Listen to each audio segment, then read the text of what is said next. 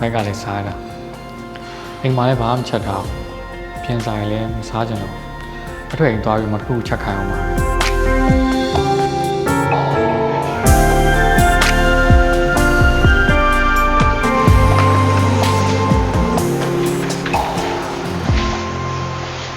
ဟယ်လိုအထွေမတွေ့ရကြပြီအလုံးလုံးနေလားရှုပ်နေလားဩရှုပ်ဘူးဆရာဟောလေခုမှဈေးရပြန်အောင်လို့ပစ္စည်းသိမ်းနေတာဟလာအတော်ပဲကျွန်တော်လည်းနားရောက်တာနဲ့လေအိမ်မှာလည်းဘာမှချက်ထားမရှိဘူးကွာဒီလာပြီးတော့အပြင်လည်းမစားချင်တာလည်းအထွေတစ်ခုချက်စားမှချက်ခိုင်းမယ်ဆိုပြီးရောက်လာအဲ့တော့ဘာဝင်လာရှိလဲဒီနေ့ကတော့ငါးနဲ့အတီးရွက်တွေတချို့ဝယ်ထားဆရာဟာအဲ့ဆိုရင်တော်ပဲလေကျွန်တော်တို့ရတာလည်းရှိမယ်ဒီနောက်ပြီးတော့မှကျမ်းမာရည်နဲ့ညီညွတ်တဲ့ menu တစ်ခုပြင်ဆင်အောင်ဟောဘာပြင်ဆင်ကောင်းမလဲဘာပြင်ဆင်ကောင်းမလဲဆိုတော့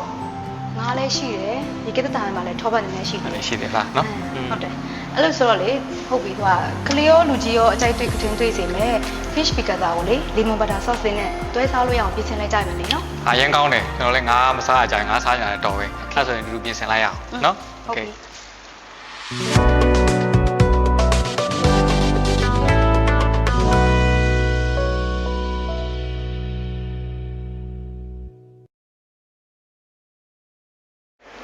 အားလုံးပဲမင်္ဂလာပါကျွန်တော်ကတော့အစားအသောက်နဲ့ဟားဆိုင်ရာထူပြူဒေါက်တာရင်းဖြစ်ပါတယ်အားလုံးပဲမင်္ဂလာပါကျမကတော့ Rafa Mailbox ရဲ့ shop design တွေဖြစ်ပါတယ်ရှင်ကျွန်တော်ညောက်ကနေပြီးတော့မှဒီနေ့မှာ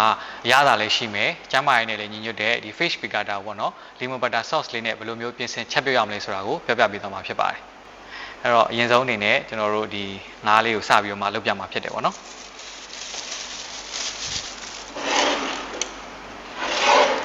ငါ့ကိုဒီပန်းရောင်စားလည်းနည်းနည်းလေးနဲ့ပေါ့နော်ပန်းရောင်စားအနှဲငယ်နဲ့ငရုတ်ကောင်းနည်းနည်းလေးနဲ့ကို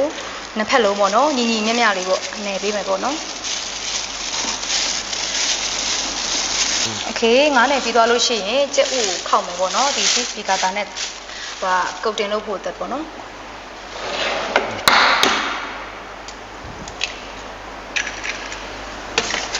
ပြီးလို့ရှိရင်ပန်းရောင်စားနည်းနည်းထည့်မယ်ပြီးရင်ငရုတ်ကောင်းလေးနည်းနည်းထည့်မယ်ပြီးရင် cheese ကိုလည်းထည့်မယ်နော် cheese ကကိုကြိုက်တဲ့ဟိုဟာထည့်လို့ရတယ်ပေါ့နော်ပြီးရင်မှုမယ် okay ကြက်ဥလေးမှုပြီးပြီဆိုတော့ငါးကြော်ဖို့အတွက်အဆင်သင့်ဖြစ်ပါပြီ okay အိုးကိုအပူပေးထားပါမယ်ပြီးလို့ရှိရင်စီလေးနည်းနည်းလေးထည့်မယ်ပေါ့နော်စီကိုအများကြီးမဟုတ်ပဲနဲ့လေလူနည်းနည်းလေးပေါ့ဥကတ်ယုံလေးထည့်မယ်โอเคပြီးလို့ရှိရင်ဂျုံလေးနဲ့ပေါ့နော်ငါ့ကိုဂျုံလေးနဲ့အရင်ကတ်မယ်ပြီးလို့ရှိရင်ချစ်ဦးနစ်ပြီးတော့ကြော်ပါမယ်โอเคအရင်ဆုံးဂျုံကတ်မယ်ဂျုံကတ်ပြီးရင်ချစ်ဦးထဲနစ်မယ်ပေါ့နော်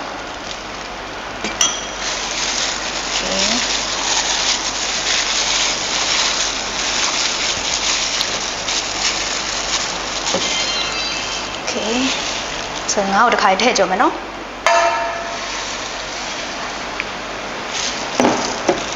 အဲ့တော့ကျွန်တော်တို့ဒီမှာဆိုလို့ရှိရင်ပေါ့နော်ငါးကိုကြော်သွားတာကစီကလည်းတိတ်မပါဘူးခုနကလည်းကျွန်တော်တို့ဒီပန်းအောင်စားကိုလည်းနည်းနည်းပဲသုံးထားဖြစ်တဲ့အတွက်ဒီကျမ်းမာရေးနဲ့ညီညွတ်စွာစားခြင်းနဲ့နောက်ပြီးတော့မှဝိတ်ချခြင်းနဲ့ဆိုလို့ရှိရင်ဒီလိုမျိုးကြော်စားလို့ရပါတော့အဲ့တော့တခုသတိထားနေချင်တာတခုကကျွန်တော်တို့ဒီအကြော်တွေကြော်တော့မယ်ဆိုလို့ရှိရင်ဒီမီးပြင်းပြင်းနဲ့ပေါ့နော်အကြာကြီးကြော်တာမျိုးတွေနောက်ပြီးတော့မှစီကိုမြုပ်နေအောင်ကြော်တာမျိုးတွေထဲကျွန်တော်တို့အခုလိုမျိုးလုပ်တယ်လို့မျိုးတွေဒီကြော်တာဆိုလို့ရှိရင်ဒီကျမ်းမာရေးနဲ့လည်းညှို့ပြီးတော့မှဒီဝိတ်ချနေတဲ့သူတွေအကြော်စားခြင်းနဲ့ဆိုလို့ရှိရင်လည်း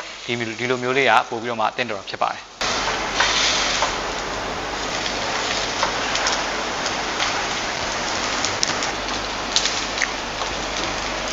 โอเค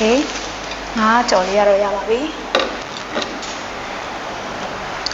အဲ့တော့ကျွန်တော်တို့ငါးလေးရလာပြီဆိုတော့ငါးတစ်မျိုးတည်းဆိုလို့ရှိရင်အဟာရသိမ့်မစုံလင်ဘူးပေါ့နော်အဲ့တော့အဟာရလည်းစုံလင်ဖြစ်အောင်ကျွန်တော်တို့ဒီမှာအာလူးလေးရယ်ဥနီရယ်ပြီးတော့မှဒီပဲသီးလေးရယ်ကိုပါအဟာရစုံလင်သွားအောင်လို့ကျွန်တော်တို့ထပ်ပြီးတော့မှလုပ်ပြမှာဖြစ်ပါတယ်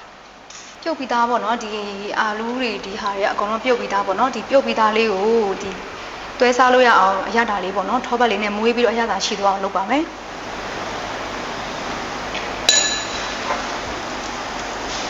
အဓိကမွေးရုံလေးပေါ့နော်အရသာနဲ့အရသာလေးရှိမွေးလဲမွေးအောင်ပေါ့အာလူးလေးကိုရင်လုပ်မယ်နော်ပန်းရောင်စားလေးကိုနည်းနည်းထည့်မယ် ငရုတ်ကောင်းလို့လည်းနည်းနည်းထည့်မယ်နော်မကြိုက်တဲ့လူကမထည့်လို့ရတယ်နော်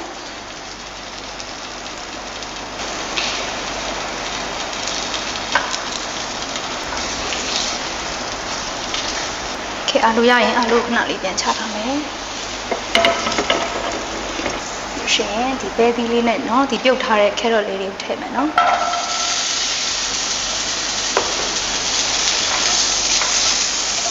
သူတို့လည်းအဲ့လိုပဲအရသာပါအောင်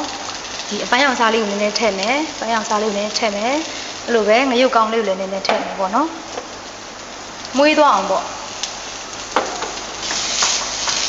ထောပတ်နဲ့စားနဲ့ငရုတ်ကောင်းနဲ့ဒီလိုမျိုး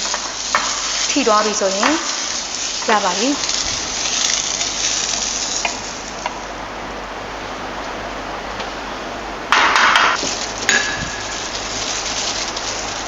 တောင်စုံလေးဖြစ်သွားအောင်ပေါ့နော်အဲ့တော့ဒီမှာဆိုလို့ရှိရင်ပေါ့နော်ကျွန်တော်တို့ဒီ face picker တာလည်းရပြီပြီးတော့သူနဲ့တွဲစားဖို့အသီးရွက်တွေလည်းရပြီဖြစ်တယ်ပေါ့နော်အဲ့တော့ထပ်ပြီးတော့မှကျွန်တော်တို့ဒါနဲ့တွဲစားဖို့ကိုဒီ lemon butter sauce လေးထပ်လုပ်ပြအောင်မှာဖြစ်ပါတယ်အဲ့တော့ဒီမှာဆိုလို့ရှိရင်ကျွန်တော်တို့အသားအနေနဲ့ပေါ့နော်ငါးလည်းပါသွားပြီပြီးတော့မှအာလူဆိုလို့ရှိရင်ကျွန်တော်တို့ဂစီတက်ကိုရရှိမှာဖြစ်တယ်ပြီးတော့မှဒီမှာအသီးရွက်ကလည်းစုံလင်စွာပါသွားပြီဖြစ်တဲ့အတွက်ဒီအဟာကလည်းပြေးသွားပြီးတော့မှအရသာစုံလင်စွာရရှိမှာဖြစ်ပါတယ်အဲ့တော့ကျွန်တော်တို့ဒီမှာဒီပန်းအောင်စားကိုလည်းကျွန်တော်သုံးထားဖြစ်တဲ့အတွက်တာမန်ရိုးအိမ်သုံးစားထက်တော့ဒီဆိုဒီယမ်ပမာဏပို့ပြီးတော့မှနည်းလေးနဲတာကိုလည်းရရှိမှာဖြစ်ပါတယ်အဲ့တော့ကိုကဒီတခြားစီးကျိုယောဂရှိတယ်သွေးတိုးယောဂရှိရဆိုလို့ရှိရင်လည်းလိုက်ဖက်တဲ့ဒီစားတောက်တဲ့ပုံစံဖြစ်တယ်ပေါ့နော်။ကိုကနောက်ပြောမှဝိတ်ချနေရဆိုလို့ရှိရင်လည်းဒါမျိုးလေးစားလို့ရတယ်။ဘာလို့လဲဆိုတော့ကျွန်တော်တို့ခုနကလှုပ်သွားတဲ့အချိန်မှာထည့်သွားတဲ့ဒီထောပတ်ကလည်းနည်းနည်းလေးပဲအနံ့ရအောင်လောက်ပဲထည့်သွားဖြစ်တဲ့အတွက်ကိုကအဲ့တော့ဝိတ်ချခြင်းနဲ့နောက်ပြောမှ healthy lifestyle နဲ့သွားခြင်းနဲ့ဆိုလို့ရှိရင်ဒီလိုမျိုးပုံစံလေးကိုကျွန်တော်တို့သုံးဆောင်နေတာဖြစ်ပါတယ်။အဲ့တော့ကျွန်တော်ဆက်ပြီးတော့မှဒီတရားလေးနဲ့တွဲစားဖို့ lemon butter sauce လေးကိုထပ်ပြီးတော့လုပ်ပြမှာဖြစ်ပါတယ်။ကဲပါဒီနေ့လုပ်ပြတော့မဲ့ lemon butter sauce လေးရလေတအားကိုလွယ်ကိုရိုးရှင်းပါတယ်။တကယ်ကလေးရောလူကြီးရောဒီနေ့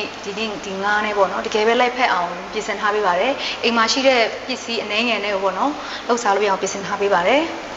အိုးနည်းနည်းလေးပူလာနဲ့ထောပတ်ထည့်မယ်နော်ထောပတ်ကိုလေဒီမငန်တဲ့အမျိုးအစားကိုထည့်မယ်နော်ဟုတ်ကဲ့ထောပတ်လေးတွေအရေးပြောသွားပြီဆိုလို့ရှိရင်အယောင်လေးလည်းနည်းနည်းဝါလေးဖြစ်လာပြီပေါ့နော်အဲ့လိုဆိုရင်ဒီမှာပြင်ဆင်ထားတဲ့လီမွန်အရေးလေးကိုနည်းနည်းလေးပဲထည့်မယ်နော်နည်းနည်းလေးထည့်မယ်โอเคနည်းနည်းလေးထည့်ပြီးပြီနည်းနည်းလေးထည့်ပြီးမီးကိုထပ်ပိတ်ပါမယ်โอเคပြီးလို့ရှိရင်တော့အပန်းရောင်စားလေးနည်းနည်းလေးထည့်မယ်နော်ပန်းရောင်စားလေးကိုနည်းနည်းထည့်မယ်ပြီးလို့ရှိရင်ငရုတ်ကောင်းလေးကိုကြိုက်တဲ့လောက်လေးပေါ့နော်နည်းနည်းလေးထည့်မယ်ပြီးလို့ရှိရင်ထပ်မွေမယ်ကဲပါစားအောင်ထည့်ပြီးပြီငရုတ်ကောင်းအောင်ထည့်ပြီးပြီဆိုရင်ပေါ့နော်ဒီ lemon butter sauce လေးကိုရပါပြီကိုကကြိုက်တယ်ဆိုလို့ရှိရင်တော့နန်းနန်းပင်လေးကိုပေါ့နော်ထည့်လို့ရပါတယ်ကဲမွေးသွားပြီဆိုတော့ငါးပေါ်မှာလေးဖြူမယ်နော်ငါးပေါ်မှာရေစမ်းပေးပါမယ်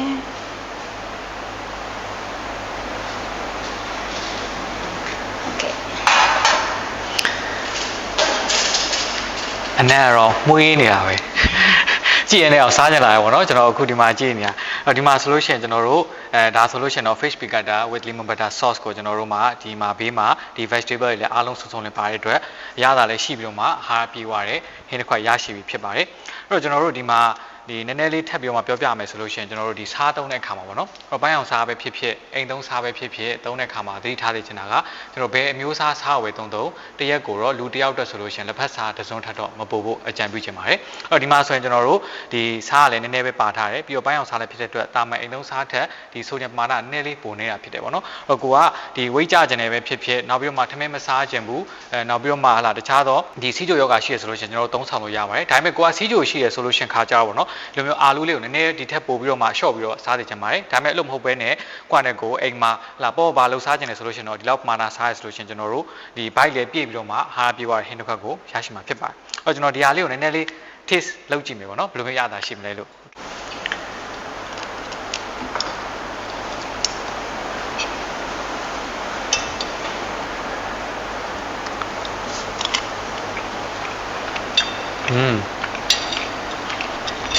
အရန်ကောင်းတော့ဘာလို့လဲဆိုတော့လေ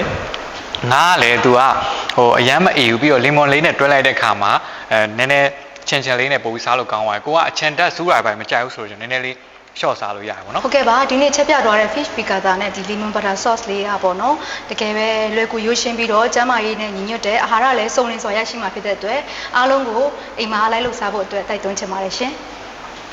မမေ့ပါနဲ့သင်ကိုယ်တိုင်ကသင်အတွက်အကောင်းဆုံးဆရာဝန်ပါတယောက်ချင်းစီတိုင်းစိတ်ရောကိုယ်ပါကျန်းမာကြပါစေလို့ဆုတောင်းပေးလိုက်ပါတယ်ခင်ဗျာ